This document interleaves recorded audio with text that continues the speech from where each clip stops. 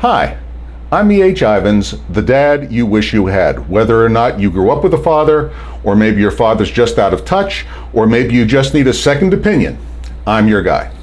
So today's question was sent to me, and it was sent to me by someone who I guess had just kind of surfed into what I was doing and just kind of threw this question out, but it was such a good question that I wanted to share it with you today. And the question is, this is a young woman. She lives in Pittsburgh, Pennsylvania. Her name is Mary Lynn. There are millions of people in Pennsylvania, and there are millions of Mary Lynn, so we haven't violated her privacy because a lot of Irish people in Pittsburgh. I grew up there, coincidentally enough. Anyway, Mary Lynn is getting remarried. Congratulations, Mary Lynn.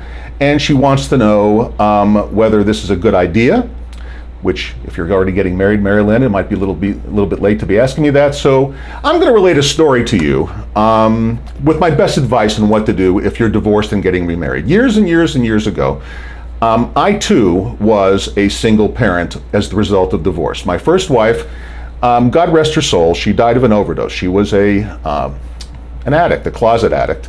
I was completely unaware of it. That's another story for another day, but it's where I get a deep, deep understanding of the nature of addiction and what people can do when they've gone off the deep end. But sadly enough, I was the single father of two children. My daughter, who at the time I became a single father, was 3, and my son, who had not quite turned 2. That was in the early 1980s. I was in my early 20s. I had married my first wife because I confused lust with love, and one thing led to another. And anyway, it's a long and sordid story, and you have your own stories, and I'm not going to bore you with mine unless they're relevant to yours. But anyway, the point of the matter is, I did not remarry right away. I spent about 7 years as a single father. So when I say I know how you feel as a single mom, I know more than most men can. Now, it's true that men really have it easier than women, just digressing slightly, as single parents, if only because society views us as so rare that we tend to get more special treatment as, like, oh, you poor man being left alone and widowed to take care of these children, when in fact it's, just like with a single mom, did nothing to deserve the accolades. It's just a hard, hard road to hoe, and boy, do I understand that. So anyway, I understand obviously why you would want to get remarried, and I did too. But I took a while, and there were a lot of things going on at the same time. My mother was dying of cancer, and I was building my career at the same time and raising 2 children by myself. I was just too busy for a lot of social life, and I was trying to be more careful this time. The first time I had made a terrible mistake. The second time I didn't want to make a terrible mistake. And sure enough, 7 years later, I met a terrific woman, my second wife, Terry, and we were going to have, a new family. Now, Terry had not had children.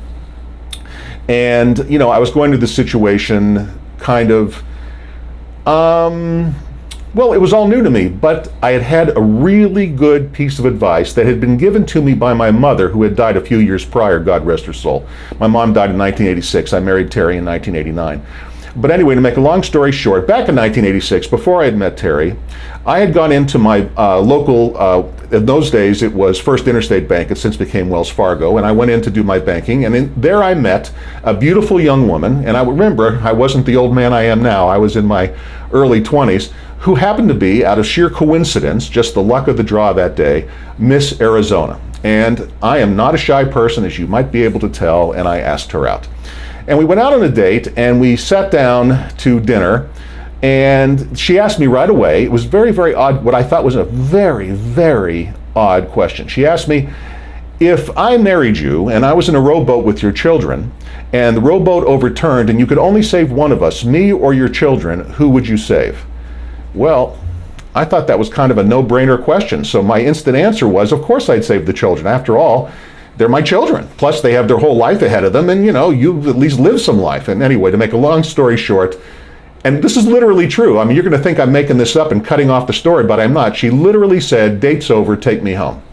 Now, I was weirded out by this. It was one of the most uncomfortable drive homes you can possibly imagine. I left her off, and it was so early, the date had ended so quickly, that I still had time for visiting hours at the University of Arizona Cancer Center, where at the time my mother was an inpatient in Tucson. It was part of the University of Arizona hospital. So I drove over to the hospital, having nothing else to do, and I had a babysitter watching the kids, and I had some time to kill, obviously, so I thought I'd go relay what I thought was this really bizarre story to my mom.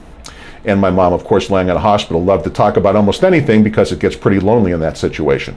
So I went over, I told her this whole story. I'm not going to repeat it, obviously, because you already know it. And my mom said, you know, it was a very inartful way she asked you the question, but you do understand the question she was asking you, don't you? And I said, no, I don't get it at all. This is a ridiculous question.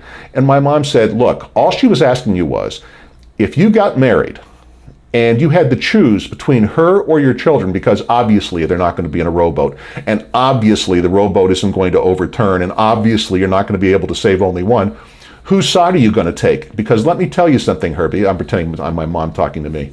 If your new wife doesn't come first, don't get married, because the children will come between you and it will become a nightmare. Fast forward, it's 1989. I sit down with John and Lindsay, my children.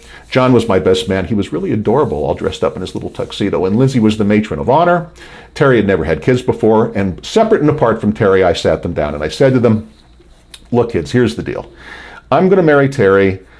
You don't have to call her mom. You can call her Terry. But I want you to understand this, and just as clear as I can make this. I love you so much. I treasure your life more than my own. I would throw myself in front of traffic to save your life. I would take a bullet for you. I love you more than I love being alive. But understand this as clearly as I can say it. I will never, ever, ever take your side against Terry, even if I think she's wrong, which you won't know because I will never say she's wrong in front of you. I will always take Terry's side. And if you test me on this, you're going to fail the test. Now, children being children, of course, after we married, they did test me on this. Many times they would try to play one off against the other early on in our marriage, and I never failed that test. They did. It would end up in punishment, by the way. Punishment for me is taking away things. I'm not a slapper or a hitter, but that's another discussion for another day. Anyway, but it would result in punishment. I would never, ever, ever, ever, ever take their side. And when Terry and I did have disagreements about raising children, and we did over the years, many, many times, and also with later on, we had 2 more children, and we blended our family together, and we had none of that half-brother, half-sister crap. Thank God today, all 4 of them were adults, ages 26 to 42, and they all get along absolutely great. But anyway, the bottom line is, we always presented a united front. No playing dad against mom, whether it was the children from the first marriage or the children from our marriage. We played it exactly the same. We never overruled each other, and if we had a disagreement, we would discuss it that night in bed when the kids were asleep and we were reading before we turned out the lights.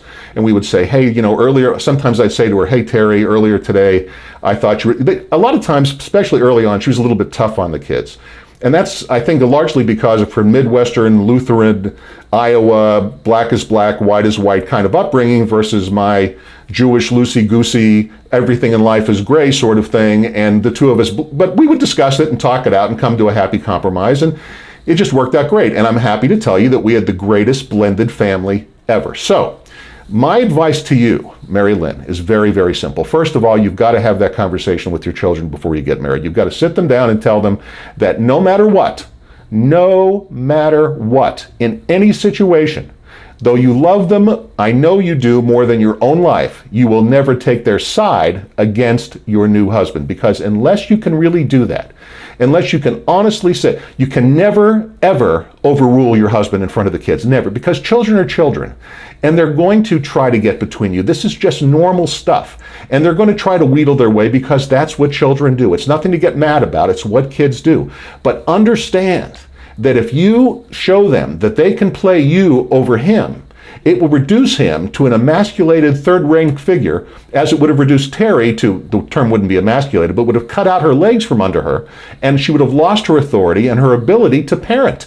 And it would have destroyed the happiness that we had together as a couple, as it will destroy your happiness, because it will breed resentment. So you must get it straight with the kids very, very, very early that your new husband comes first, because they're going to grow up. And I explain this to my kids. You know, you guys don't realize it now, you're little, but you're going to grow up fast. And when you grow up, you're going to leave. And I'm going to be left alone with Terry. And I want to be left alone with Terry.